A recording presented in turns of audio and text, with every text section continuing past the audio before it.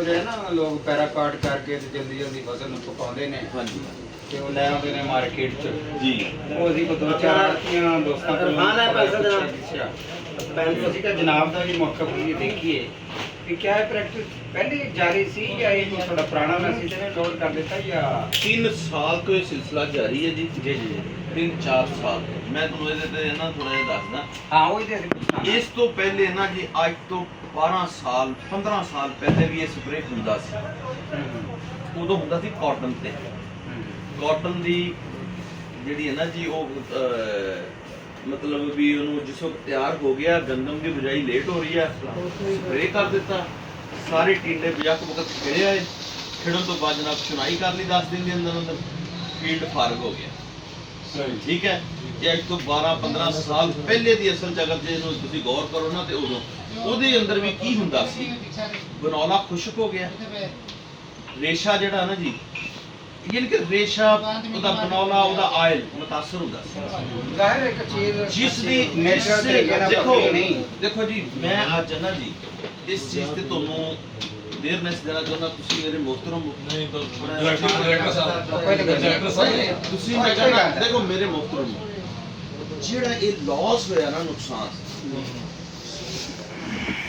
ਕਸੂਰ ਤੋਂ ਲੈ ਕੇ ਲਾਹੌਰ ਕਸੂਰ ਬੈਲਟ ਤੋਂ ਲੈ ਕੇ ਖਾਨੇਵਾਲ ਦੀ ਬੈਲਟ ਤੱਕ, ਬਿਹਾੜੀ ਦੀ ਬੈਲਟ ਤੱਕ ਨਾ ਜਿੰਨੀ ਕਾਟਨ ਮੁਤਾਸਰ ਹੋਈ ਨਾ ਉਹਦਾ ਸਬਬ ਵੀ ਇਹੀ ਬਣਿਆ।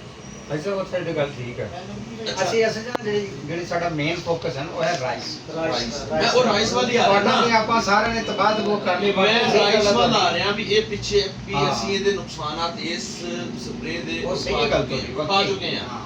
ਜਦ ਕਿ ਸਾਨੂੰ ਸ਼ੌਰ ਸੈਂਸ ਨਹੀਂ ਰਿਹਾ ਉਸ ਵਕਤ ਦੀਆਂ ਨਹੀਂ ਉਹਦੀਆਂ ਸਾਡੀਆਂ ਦੇਖੋ ਕਾਮੀਆਂ ਤਾਂ ਹੈ ਨਾ ਜੀ, ਜ਼ਾਹਿਰ ਹੈ ਜੀ ਸਾਡੀਆਂ ਸਭ ਦੀਆਂ ਮੈਂ ਸਮੇਤ ਦਾ ਮੈਂ ਪੈਸਟੀਸਾਈਡ ਦਾ ਕੰਮ ਕਰਦਾ, ਮੈਂ ਵੀ ਸੇਲ ਕਰਦਾ। ਹਾਂ ਸਰ ਠੀਕ ਹੈ ਠੀਕ ਹੈ ਨਾ ਜੀ। ਇਹ ਕਰਦੇ ਰਹੇ ਪਹਿਲੇ ਕਾਟਨ ਦਾ ਨੁਕਸਾਨ ਹੋਇਆ। ਹੁਣ ਜਿਹੜੀ ਹੈ ਨਾ ਜੀ ਇਸ ਟਾਈਮ ਸਭ ਤੋਂ ਜ਼ਿਆਦਾ ਨੁਕਸਾਨ ਰਾਈਸ ਦਾ ਹੋ ਰਿਹਾ। ਅੱਛਾ ਹੁਣ ਅਸੀਂ ਇਹ ਕਹਿੰਦੇ ਕਿ ਜਿਹੜਾ ਹੁਣ ਰਾਈਸ ਇਸ ਵਕਤ ਜੀ ਤੁਹਾਡੇ ਮਾਰਕੀਟ ਦੇ ਵਿੱਚ ਕੁਝ ਲੋਕਾਂ ਨੇ ਜਿਹੜਾ ਅਰਲੀ ਸੀ ਜਿਵੇਂ ਕੋਈ ਹਾਈਬ੍ਰਿਡ ਵੈਰਾਈਟੀ ਆ ਗਈ, ਕੁਝ ਹੋ ਸਕਦਾ 15 ਦੇ ਨੌ ਵੀ ਆ ਗਏ, ਕਿਉਂਕਿ ਬਾਕੀ ਜਿਹੜੀਆਂ ਬਾਸਮਤੀ ਤੇ ਥੋੜਾ ਲੇਟ ਹੈਗੀਆਂ। ਉਹਦੇ ਚ ਕੋਈ ਐਸੀ ਮਤਲਬ ਇਸ ਵਕਤ ਤੁਹਾਡੀ ਨਜ਼ਰ ਚ ਕੋਈ ਆਬਜ਼ਰਵੇਸ਼ਨ ਗੁਜ਼ਰੀ ਜਿਹੜੇ ਬੰਦੇ ਨੇ ਉਦਾਂ ਦੀ ਲਿਆਂਦਾ ਮਾਰਕੀਟ ਚ? ਮੇਰੇ ਨਾਲ ਮਾਰਕੀਟ ਚੱਲੋ ਜੀ, ਇਸ ਟਾਈਮ ਤੋਲ ਲੱਗੇ ਹੋਏ ਨੇ ਜੀ। ਮੈਂ ਤੁਹਾਨੂੰ ਅਲਹਮਦੁਲਿਲਾ ਆਪਣੇ ਤਜਰਬੇ ਨਾਲ ਦੱਸ ਦਾਂਗਾ ਕਿ ਇਹਦੇ ਉੱਤੇ ਸਪਰੇਅ ਹੋਇਆ। ਦੇਖੋ ਇਹਦੇ ਅੱਛੀ ਗੱਲ ਦੇਖੋ ਨਾ ਇਹ ਗੱਲ ਬਗੈਰ ਉਸ ਤੋਂ ਬਾਅਦ ਤੁਸੀਂ ਉਹਦੇ ਟੈਸਟ ਕਰਾ ਲਓ। ਠੀਕ ਹੈ, ਅਗਰ ਉਹਦੇ ਚ ਪੈਸਟੀਸਾਈਡ ਦੇ ਅਸਰਾਤ ਹੋਣਗੇ ਤੇ ਤੁਸੀਂ ਕਹੋ ਠੀਕ ਹੈ। ਨਹੀਂ ਪੈਸਟੀਸਾਈਡ ਦੇ ਅਸਰਾਤ ਤੇ ਹੋਣਗੇ ਉਹ ਰੈਜ਼ੀਡਿਊ ਦੇ ਤਾਂ ਸਾਡੀ ਪੈਸੇ ਕੰਪੇਨ ਕਰਦੀ ਗੱਲ ਕਰ ਰਹੇ। ਤੁਹਾਨੂੰ ਪਤਾ ਕਿ ਅਸੀਂ ਬਹੁਤ ਸਾਰੇ ਜਿਹੜੇ ਪੈਸਟੀਸਾਈਡ ਆ ਨਾ ਉਹ ਵੈਸੇ ਬੰਦ ਕਰਾ ਰਹੇ ਹਾਂ ਜੀ। ਮਤਲਬ ਡੀਲਰ ਸਾਹਿਬਾਨ ਨੂੰ ਅਸੀਂ ਰਿਕੁਐਸਟ ਕੀਤੀ ਜਿਵੇਂ ਕਾਰਬੈਂਡਾਜ਼ਮ ਹੈ, ਥਾਇਮੋਥੋਕਸਮ ਹੈ, ਟ੍ਰਾਈਐਜ਼ੋਫਾਸ ਹੈ, ਕਲੋਰਪੈਰੀਫਾਸ ਹੈ, ਅਸੀਟਾ ਹੈ, ਕਾਰਬੋਫਿਰਾਨ ਹੈ, ਇਹ ਜਿਹੜੇ ਬੰਦ ਕਰ ਦਿੱਤੇ ਨੇ।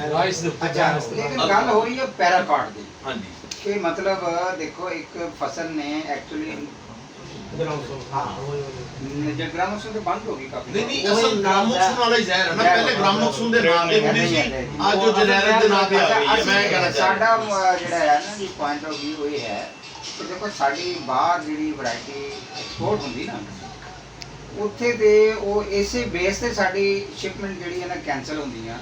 ਜਨਾਬ ਉਹ ਕਹਿੰਦੇ ਆ ਕਿ ਤੁਹਾਡਾ ਮਾਮੂਲੀ MRR ਜਿਹਨੂੰ ਕਹਿੰਦੇ ਆ ਮੈਕਸਿਮਮ ਰੈਜ਼ੀਡਿਊ ਲਿਮਿਟ, ਉਹ ਮਾਮੂਲੀ ਜੀ ਵੀ ਜ਼ਿਆਦਾ ਹੁੰਦੀ ਨਾ ਤਾਂ ਸਾਡੀ ਕੰਸਾਈਨਮੈਂਟ ਵਾਪਸ ਕਰ ਦਿੰਦੇ। ਕਹਿੰਦੇ ਜਨਾਬ ਡੈਫੀਨਿਟਲੀ ਸਾਡੇ ਮੁਲਕ ਨੂੰ ਨੁਕਸਾਨ ਹੁੰਦਾ ਔਰ ਭੇਜਣ ਵਾਲੇ ਨੂੰ ਇਸ ਟਾਈਮ ਇਸ ਸਾਲ 16 ਲੱਖ ਰੁਪਏ ਕੰਟੇਨਰ ਦਾ ਉਹਨੂੰ ਲਾਸ ਹੋਇਆ।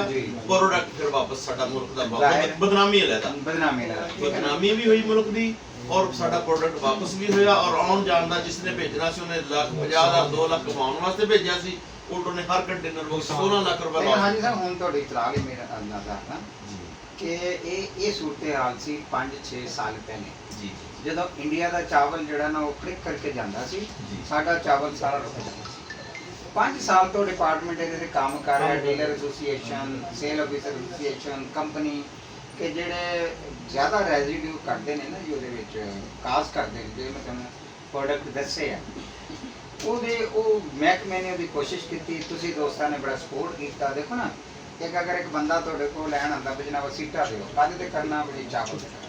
ਤੁਸੀਂ ਉਹਨੂੰ ਜਦੋਂ ਇਹਨੂੰ ਗੱਲ ਸਮਝਾਈਏ ਉਹਦੀ ਜਗ੍ਹਾ ਇਹ ਲੈ ਲਾ, ਹਾਂ ਜਗ੍ਹਾ ਇਹ ਅਲਟਰਨੇਟ ਆ ਗਿਆ, ਜੀ ਜੀ ਤੇਰੀ ਫਸਲ ਵੀ ਠੀਕ, ਆਵਾਮ ਦਾ ਵੀ ਖੈਰ